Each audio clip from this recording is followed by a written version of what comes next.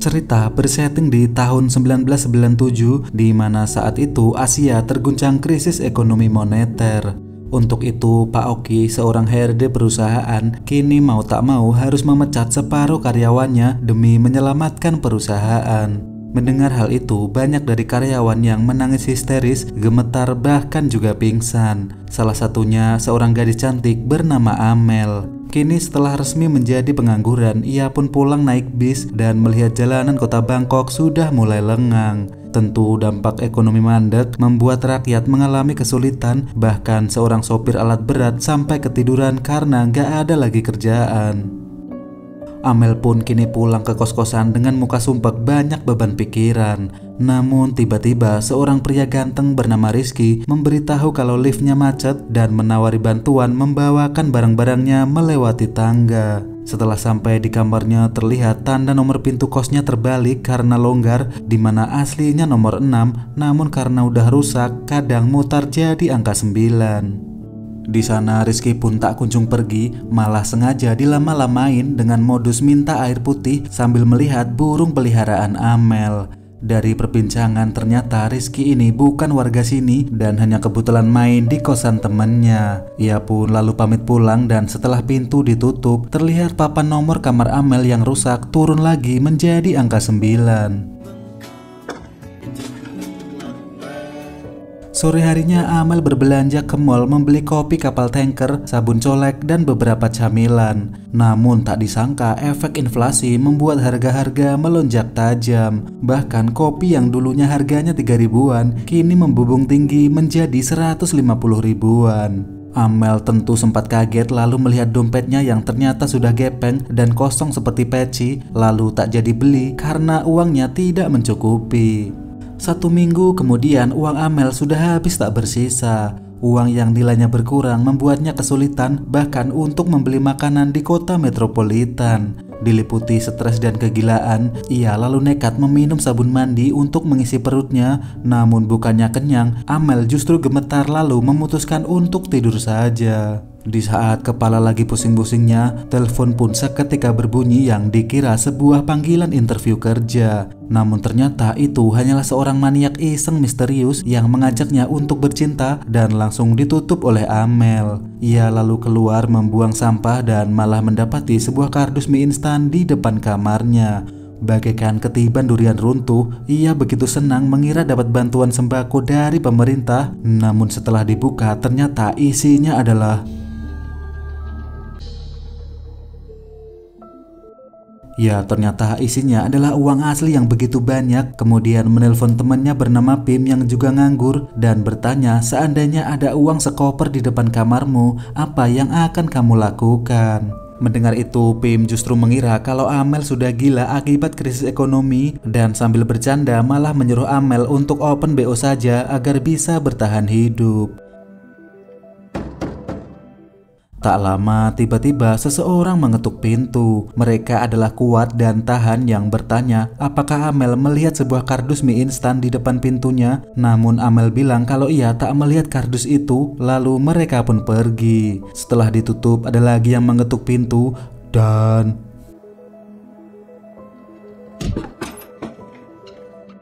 Kuat pun menonjok Amel sambil berkata, kalau kardus itu ketemukan di sini, maka aku akan membunuhmu. Ia pun menyuruh Tahan untuk mencari, sementara Kuat izin sebentar untuk pipis di kamar mandi. Benar saja, Tahan menemukan kardus itu di kolong kasur, namun Amel memukulnya karena takut dibunuh oleh mereka.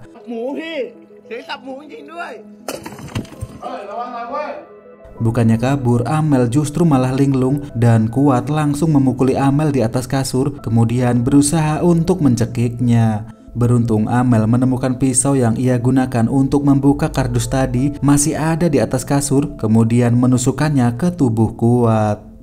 Amel akhirnya berhasil selamat dari kematian, tapi ia juga bingung dengan adanya 2 gelondong mayat di dalam kamarnya. Di sisi lain, seorang mafia bernama Wirat ditelepon seorang bandar narkoboy yang bilang kalau uangnya belum ia terima. Wirat pun bilang kalau uangnya sudah ia kirim sesuai instruksi si bandar, yaitu ditaruh di kamar nomor 9 seperti biasanya. Namun si bandar yang memang belum menerima uang itu menuduh anak buah Wirat yaitu Kuat dan Tahan telah membawa kabur uang tersebut, lalu mengancam Wirat jika uangnya tak segera dikirim maka Wirat akan menerima akibatnya. Wirat yang bingung lalu menyuruh anak buahnya lagi bernama Kasim dan seorang lagi yang tak bisa mendengar bernama Somcai untuk pergi mencari Kuat serta Tahan.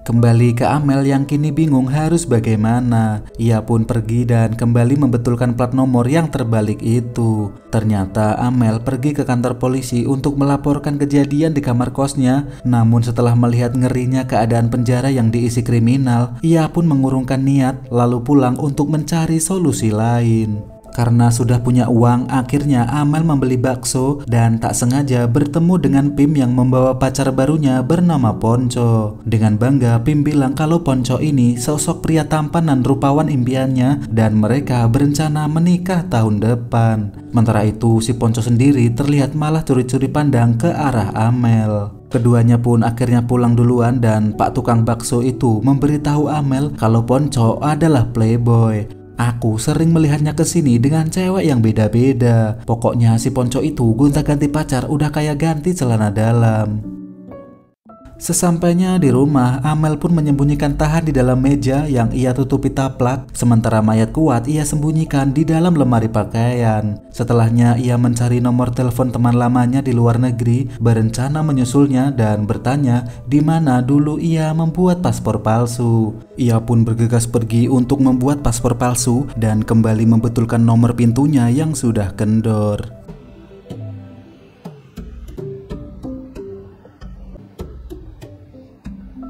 Sementara itu, Kasim dan Somcai kini sampai di kosan untuk mencari Kuat dan Tahan di kosan nomor 9, namun tak ada siapa-siapa di sana.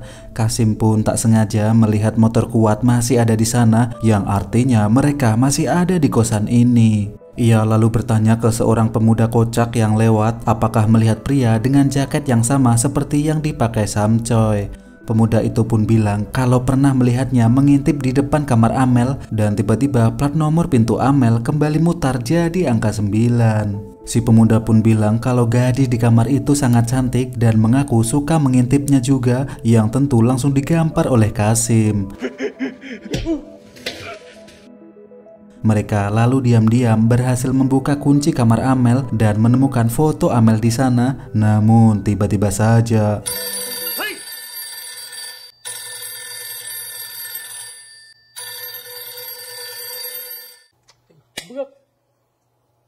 ya, ternyata itu hanya bunyi telepon yang membuat mereka kaget hampir saling tembak-menembak. Dimana Kasim kaget karena mendengar telepon, sementara Samcoy kaget melihat Kasim kaget. Setelah diangkat itu ternyata si maniak iseng tadi yang mengajak Amel bercinta sambil mendesah-desah di telepon. Tak lama mereka mendengar bunyi tit dari dalam meja dan setelah dibuka ternyata itu adalah Tahan yang sudah tewas tak bernyawa, dan tak lama kemudian mayat Kuat pun juga jatuh dari dalam lemari. Mengetahui itu, Kasim langsung menelpon bosnya dan si bos yaitu Wirat mengira kalau si bandarlah yang membunuh mereka. Karena kosan itu milik seorang gadis, ia juga mengira kalau bandar telah bekerja sama dengan si gadis untuk menggoda Kuat dan Tahan lalu dihabisi di dalam sana.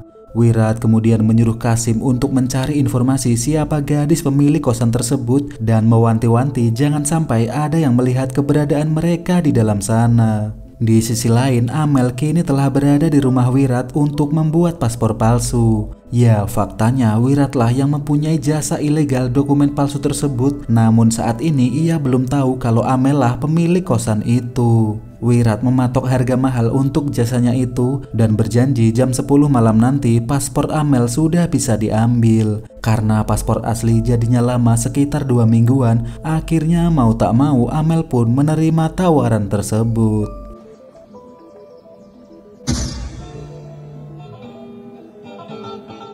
Kembali ke Kasim yang kini pergi dari sana. Tanpa ia sadari, seseorang sebut saja Bambang melihat mereka lalu gantian masuk ke kamar Amel. Sementara itu Amel sendiri membeli sebuah keranjang untuk mayat kuat di sebuah pasar dan lagi-lagi harganya sangat tidak masuk akal. Di sisi lain Bambang kini pipis di dalam sana sambil merokok, namun ternyata flas penyiramnya tidak berfungsi dan tak lama terdengar suara kunci yang ternyata itu adalah Amel. Sontak Bambang pun panik sembunyi di dalam lemari dan terkejut melihat Amel memasukkan seekor mayat ke dalam keranjang.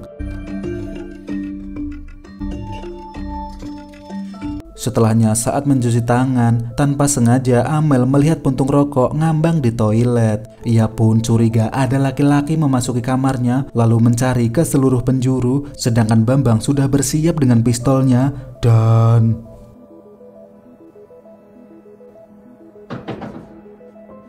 Tiba-tiba seseorang mengetuk pintu yang ternyata itu adalah Rizky. Faktanya Rizky adalah seorang polisi yang lagi mengintai pengedar narkoba yang bersembunyi di kamar kos sebelah. Ia pun meminta izin untuk melewati jendela demi menangkap pengedar itu, namun Amel cuma diam membisu karena kaki kuat belum sempat ia masukkan ke dalam keranjang. Sebelum berangkat, Rizky sempat-sempatnya modus mengajak Amel kencan nanti malam dan tiba-tiba ia melihat sebatang kaki. Sontak Rizky yang tampan dan berdedikasi menyuruh Amel untuk tiarap menyerahkan diri, namun tak lama terdengar suara kentut dari dalam lemari hingga akhirnya...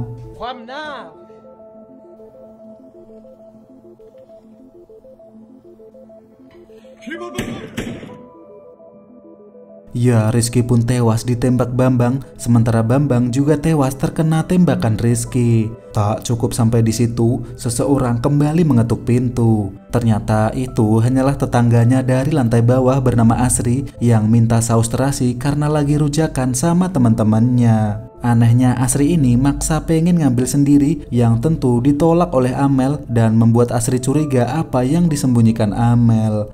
Untungnya ia cuma mengira Amel membawa pacarnya setelah melihat badan Amel yang keringetan. Ia lalu meminta maaf dan Amel pun berjanji nanti ia akan mengantar saus terasinya ke kosan Asri. Setelah situasi aman terkendali, Amel kembali disibukkan dengan lantainya yang berlumuran darah. Bambang disembunyikan di bak air, sedangkan Rizky disembunyikan di balik pintu kamar mandi. Setelahnya ia pun menemui Asri memberikan sausnya dan Asri mengajaknya untuk masuk makan rujak bareng-bareng. Namun Amel menolak dan bilang kalau ia dan pacarnya mau lanjut ke ronde 2 yang tentu sangat disupport oleh Asri. Di sisi lain terlihatlah topi milik si Rizky di kamar Asri yang mengungkap fakta kalau si Rizky adalah berondong peliharaan Asri.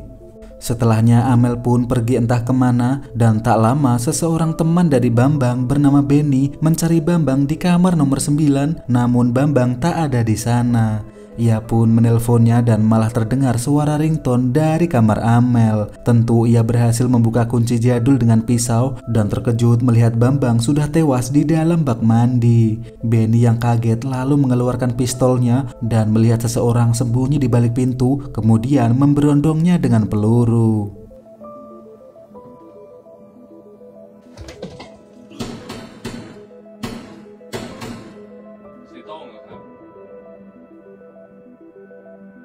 Ya, Benny mengira ia berhasil membunuh polisi, padahal Rizky memang udah mati dari tadi. Ternyata Benny ini adalah anak buah bandar dan menceritakan kalau ada polisi yang terlibat dan polisi itu membunuh Bambang. Mereka pun akhirnya mengira kalau Wirat dan anak buahnya sengaja mempermainkan mereka, lalu Benny pun pergi dari sana karena tak mau ketahuan membunuh polisi. Kembali ke Wirat yang kini tahu kalau gadis di foto itu adalah Amel yang tadi datang, di mana ia pun akhirnya mengira Bandar telah bersekongkol dengan gadis itu dan sengaja mengirim Amel untuk memata-matainya. Di sisi lain, Amel kini kembali membeli keranjang untuk kantong mayat. Bapak-bapak rempong di sana pun kepo melihat Amel yang mondar-mandir dan mengatai Amel seperti pengangguran, padahal dirinya sendiri justru pengangguran senior yang kerjaannya nongkrong-nongkrong. Tak lama Amel bertemu dengan Asri yang ingin mengembalikan sausnya. Tak disangka ia ikut masuk ke kamar Amel mencoba untuk akrab lalu izin untuk meminjam toilet. Amel yang panik pun bilang kalau pacarnya masih di kamar mandi dan akhirnya Asri yang paham pamit pergi dan kembali minta maaf karena sudah mengganggu. Kini Amel memasukkan mayat Rizky ke dalam keranjang sambil membersihkan darah yang berceceran. Tanpa ia sadari, Asri dan teman-temannya mengintip Amel dari lubang kunci dan mengira Amel sedang ikeh-ikeh dengan pacarnya. Namun setelah ditarik, barulah ia tahu kalau pacar Amel adalah Rizky, berondong tampan peliharaannya yang seketika membuatnya pingsan.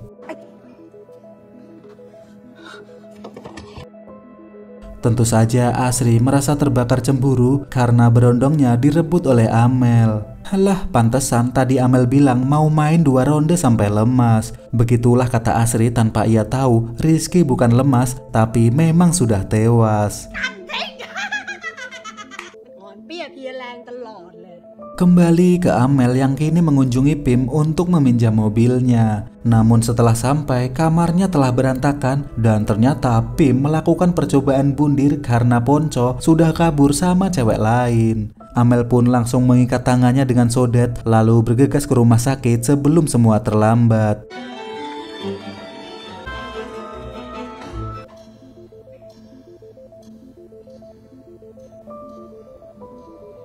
Beruntung Pim berhasil selamat dan kini diantar pulang oleh Amel. Namun Pim tak mau sendirian lagi dan ingin ikut dengan Amel, padahal Amel ingin membuang mayat-mayat itu malam ini agar tak diketahui orang. Akhirnya mau tak mau ia pun mengajak Pim dan beralasan kalau ia akan mendonasikan buku-bukunya. Kini sampailah mereka di waduk pembuangan limbah pabrik gula yang baunya sangat-sangat busuk, sebusuk janji mantan. Amel lalu menenggelamkan mayat-mayat itu di waduk, sementara Pim curiga kenapa bukunya dibuang padahal tadi ia bilang akan didonasikan. Tak tahan dengan Pim yang mulutnya cerewet, ia pun memberitahu isinya yang tentu membuat Pim sangat terkejut mengira Amel adalah psikopat. Akhirnya Amel pun bercerita kalau ceritanya kemarin menemukan uang sekoper di depan pintu adalah kenyataan dan berencana mengajak Pim pergi ke luar negeri bersamanya. Setelahnya Amel pun kini mendatangi rumah Wirat untuk mengambil paspornya dan menyuruh Pim menunggu di luar jangan kemana-mana. Anehnya rumah itu nampak begitu sepi seperti hati ini dan hanya menemukan paspornya tergeletak di atas kendi. Namun ya, anak buah Wirat bernama Fajar menodongnya dengan senjata karena dikira Amel adalah mata-mata si bandar. Akan tetapi tak lama Pim malah menyusul dan akhirnya ditambak oleh Fajar yang kagetan. Amel yang bingung ada apa ini sebenarnya kini dibawa oleh Fajar untuk menemui Wirat yang sudah OTW menemui bandar. Namun bukannya dibawa ke sana, Fajar malah menyuruh Amel berhenti di tempat sepi karena Fajar ingin menganu Amel yang begitu cantik. Beruntung badan Amel lebih besar dari Fajar dan akhirnya Amel pun berhasil merebut pistolnya lalu terdengarlah suara tembakan.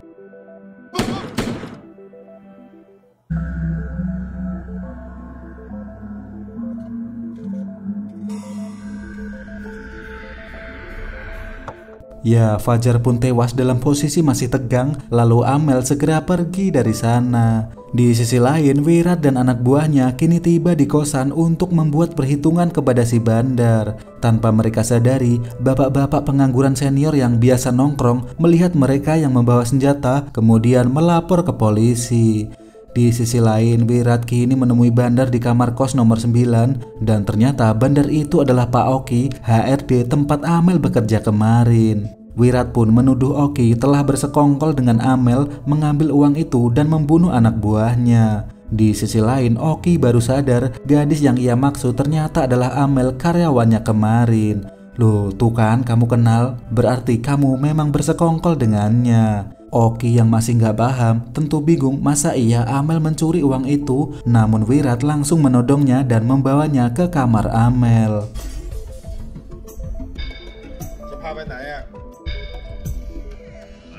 Mereka pun saling salah-salahan tentang di mana uang itu berada karena kardus itu sudah nggak ada isinya. Wirat menuduh Oki membunuh anak buahnya dan mencuri uang itu, sementara Oki juga menuduh hal yang sama dan tiba-tiba Kasim serta Samcoy muncul dari dalam lemari menodong Oki. Kini mereka pun menunggu Amel yang dibawa oleh Fajar untuk menjelaskan semua, namun anehnya mereka tak kunjung datang. Di sisi lain, Amel kini baru sampai di kosan dan bertemu dengan Asri yang bersikap cuek karena cemburu. Kembali ke Oki yang terlihat malah tersenyum padahal ia akan dieksekusi, yang faktanya ternyata anak buah Oki muncul dari belakang dan menodong Wirat. Di waktu yang sama, polisi telah datang menggerebek mereka semua. Tentu suasana menjadi begitu panik karena tak ada yang mau menjatuhkan senjata, hingga akhirnya telepon Amel kembali berdering yang membuat mereka semua kaget hingga refleks melepaskan tembakannya masing-masing.